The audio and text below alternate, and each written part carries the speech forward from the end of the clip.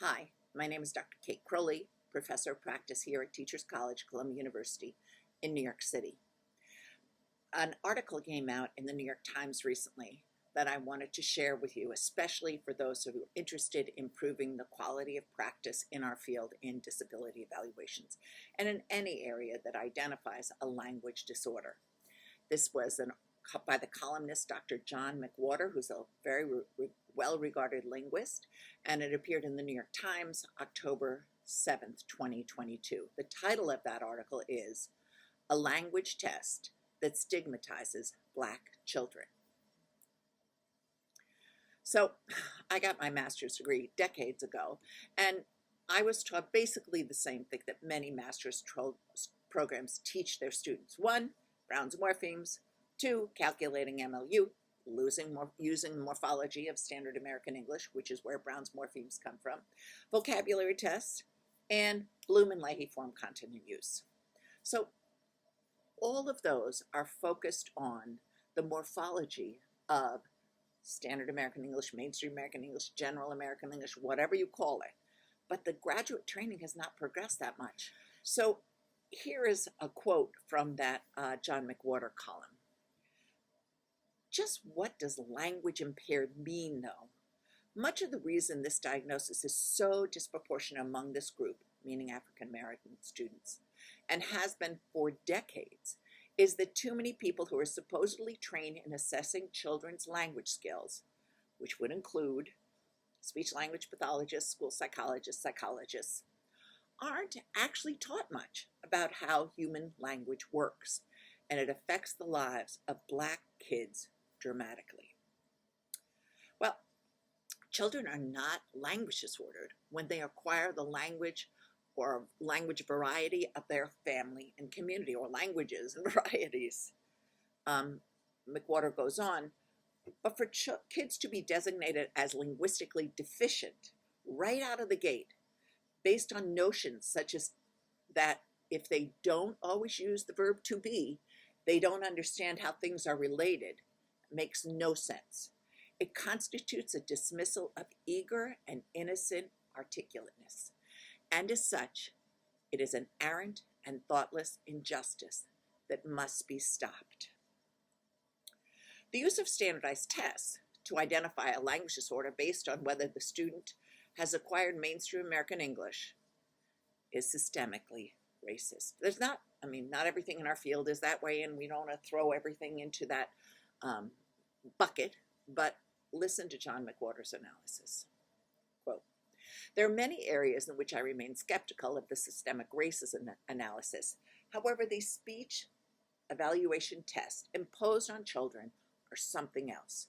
They can shunt kids away from mainstream opportunity when they have done nothing but grow up immersed in Black English as their linguistic comfort zone.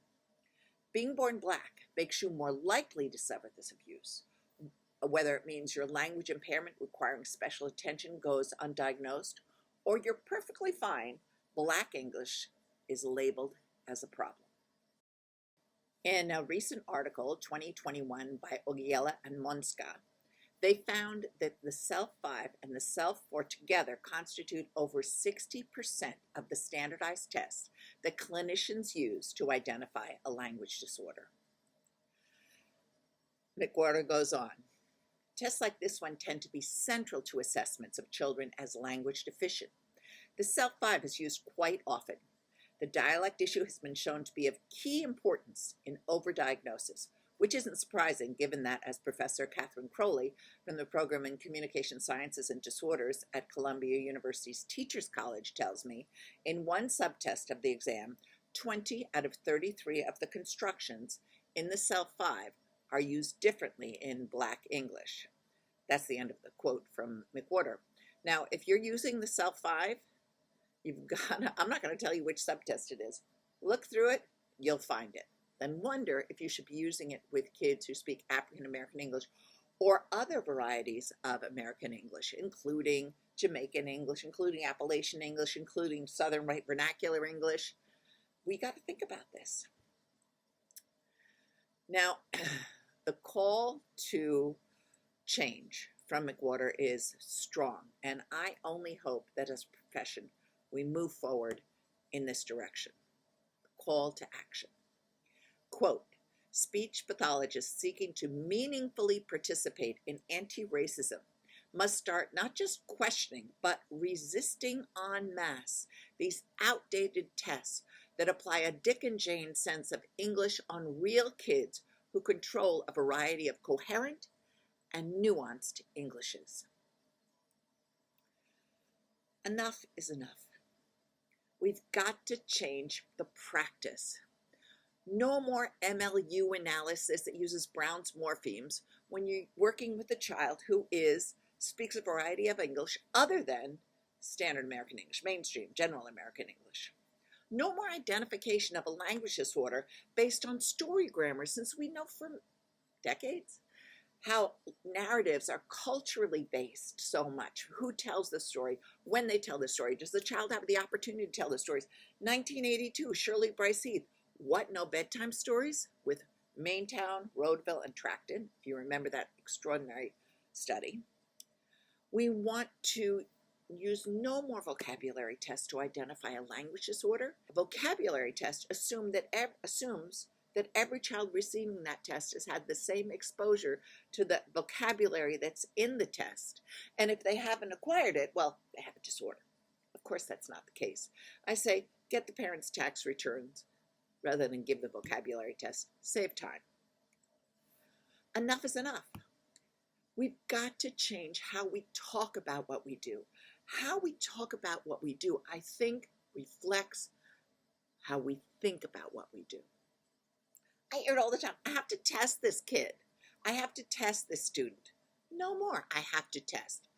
I want to assess and evaluate, gather data from all different areas, from the parent interview, the teacher interview, language samples, non-word repetition tests. If a standardized test is right, is it useful? Okay. But gather data and then put your brain on this to figure out, based on your linguistic knowledge, what's really going on here. Not I have to test the student. Many of you who are listening to this know that I have a website where everything's free, everything's downloadable. You don't have to leave your email, so don't worry about that. It's called leadersproject.org. It's very popular. We get regularly over 25,000 visits each month. There was 1 month we got 35,000 in 1 month from over 100 countries, well over sometimes. We have evaluation materials there that are evidence-based and culturally responsive, that are free and downloadable.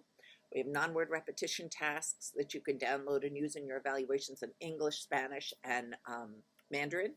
And then we have a language elicitation and analysis materials called the School Age Language Assessment Measures, the SLAM. But these that are right there for you to download in at least 10 different languages, probably more by now. We have free online courses that can lead to ASHA CEUs. They require, they're 3.5 hours to 6 hours, some of them. There's 5 courses that are specifically focused on learning about language, learning about how to assess, and learning about how to gather information in order to do that assessment, and then the evaluation process. How do you think through this information?